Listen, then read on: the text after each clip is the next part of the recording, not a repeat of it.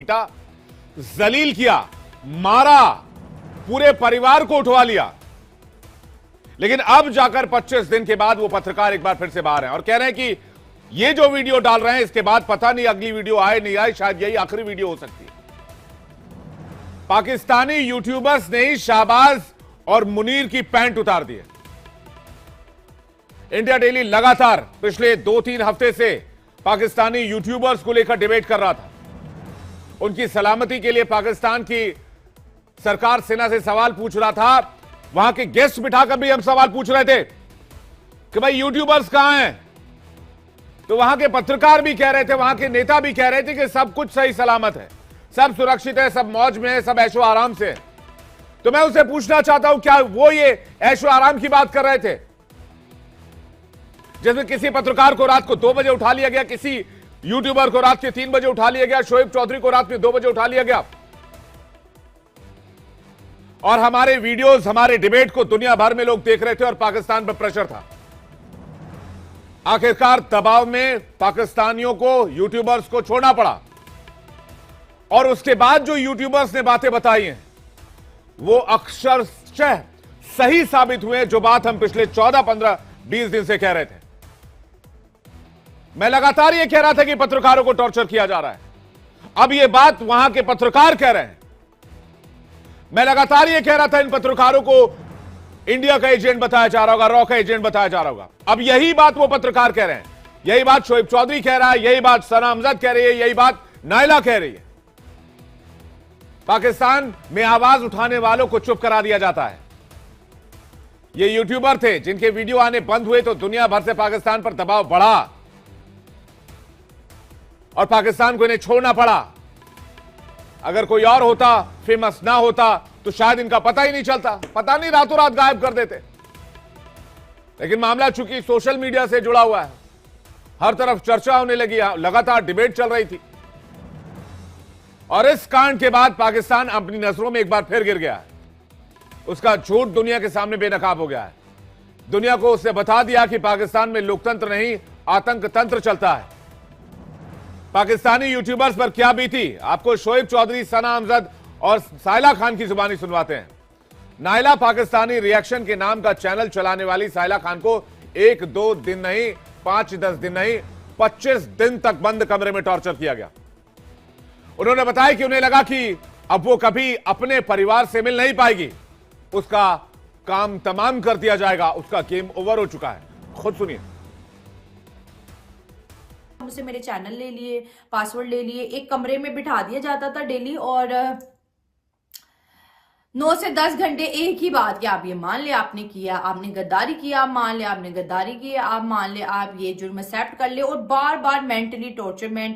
मेरे अब्बा इतने ज्यादा बीमार हो गए इस चीज को लेके, मेरे अब्बा को फालिज का अटैक हुआ। जो गलती हमने की नहीं है उसकी सजा भी हमारे माँ बाप को दी गई, हमारी औलाद को दी गई, हमारे खानदान को दी गई, क्योंकि शाइला खान यहाँ पर सच की बात करती है। शाइला खान इंडिया को अपना दुश्मन नहीं मानती और मुझे लगता है कि शायद अगर आज मैं आपके सामने हूँ, इस चैनल पे आपके सामने, क्योंकि मेरा वीडियो सबसे लेट पहुंच रहा है, क्योंकि मुझे मेरा कल चैनल मिला है।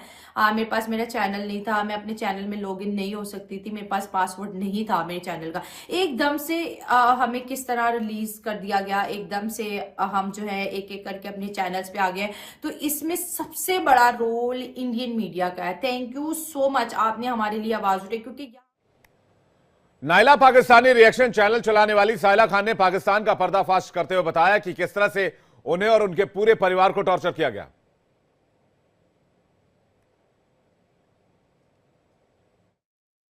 मतलब मैं तो एक ऑफिस में मीटिंग अटेंड करने के लिए कि FIA ने मुझे बुलाया था और फिर मुझे इस तरह से प्रेशराइज वो कर रहे थे कि मैं मान लूं कि मैंने कोई गुनाह किया। मतलब अगर मैंने इंडिया को परहेज किया तो ये गुनाह है कि मैं मान लूं। और मेरी फैमिली को टॉर्चर किया गया, मेरे हस्बैंड को टॉर्चर किया गया, मेरी 2 माँ की जो बेटी है उसके नाम पर मुझे टॉर्चर किया गया, मेरी फैमिली को टॉर्चर किया गया।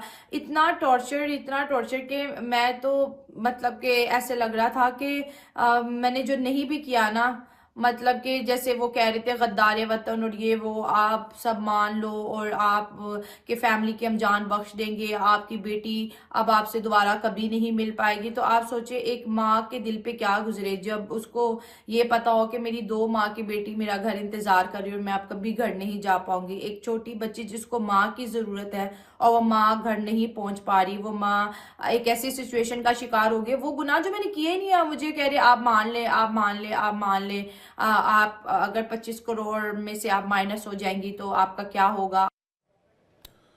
तो सुना आपने, कह रहे हैं 25 करोड़ पाकिस्तान की आबादी है, कह रहे हैं 25 करोड़ से एक आदमी माइनस भी हो जाए तो कोई फर्क नहीं पड़ने वाला है। ये पाकिस्तान है, ये पाकिस्तान है जो मानवाधिकार की बात करता है और लोकतंत्र की दुहाई देता है। लेकिन सिर्फ साहिला खान ही नहीं, मैंने आपको कई पत्रकारों की, यूट्यूबर्स के नाम बताए थे। अब सना अमजद की बात भी सुनिए, उन्होंने तो यहां तक कहा कि 21 दिन में जो गुजरा उन्हें ऐसा लगा कि एक तरह से उन्हें मार दिया गया है, वो जीते जी मर चुकी हैं। अगर आपको सना को खामोश करवाना था, मेरी आवाज को दबाना था, तो मुझे टारगेट करते। मेरी फैमिली को टारगेट किया गया, मेरी वालदा के घर छापे मारे गए, दर्जनों नामालूम अफराद मेरी मां के घर जाके बैठ जाते हैं। एक बेवा खातून, एक 60 साल की बूढ़ी खातून को आप टारगेट करते हैं। दर्जनों लोग उनके घर में जाते हैं और उनसे डिमांड करते हैं कि हमें सना अमजद चाहिए। अगर आप हमें सना अमजद नहीं देंगे तो हम आपके बेटे को उठा के ले जाएंगे। जिस पर मेरी वालदा का ये स्टांस होता है कि भाई ये तो मेहमान है, आप मुझे ले जाएं।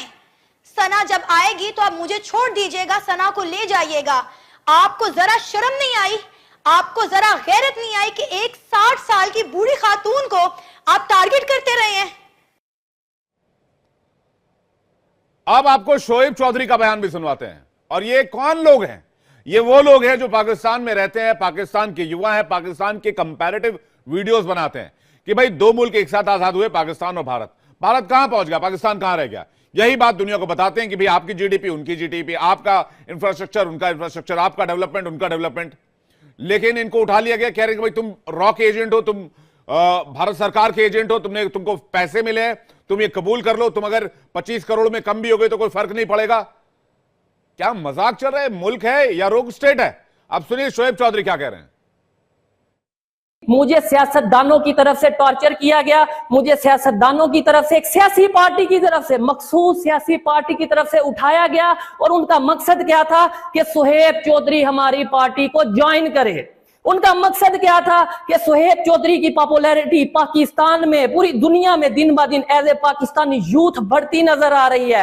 पाकिस्तान के नौजवान, पाकिस्तान की नौजवान लड़कियां, पाकिस्तान के नौजवान लड़के शोएब चौधरी के साथ मिलते नजर आ रहे हैं। शोएब चौधरी आने वाले टाइम में अपनी एक पॉलिटिकल पार्टी बनाने जा रहा है, तो इसे रोका जाए, इसको या तो अपने साथ मिलाया जाए या फिर इसको हर तरफ से गायब कर दिया जाए, खत्म कर दिया जाए।